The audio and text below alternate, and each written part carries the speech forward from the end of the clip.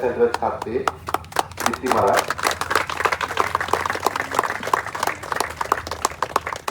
কথাগুলো যে বক্তব্যগুলো রেখেছে, আমি শিওর যে আমরা এখানে যারা আছি সবাই সবার লাইফের সাথেও রিলেট করতে পারবে, কারণ ওই সমস্ত জিনিসগুলো আমরা ফেস করে এসেছি।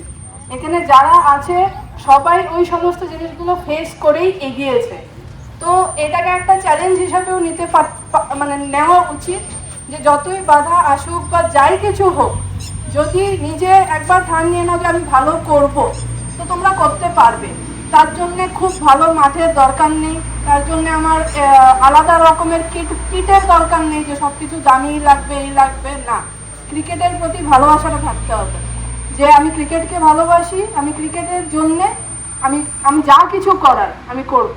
আর তোমাদের সাথে যখন সাপোর্ট আছে এত সুন্দরভাবে সিপাহীজলা ক্লাবের প্লাস দাদার, তো আমি শিওর কি তোমরা অনেকটা এগিয়ে যাবে।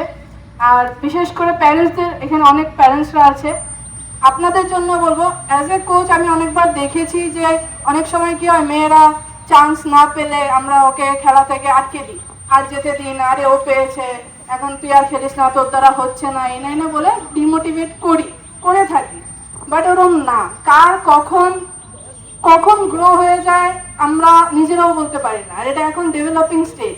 অনেক সময় দেখা যায় যে প্রথম 5 বছর একটা বাচ্চা কিছুই করতে পারছে না, কিন্তু নেক্সট 2 বছরে অনেক কিছু অ্যাচিভ করে নেয়।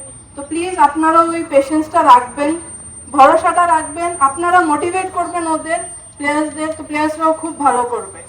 আর সৈকতদা ক্লাবের ক্লাবকে আমি অসংখ্য ধন্যবাদ জানাতে চাই আমাদেরকে এখানে ইনভাইট করার জন্য।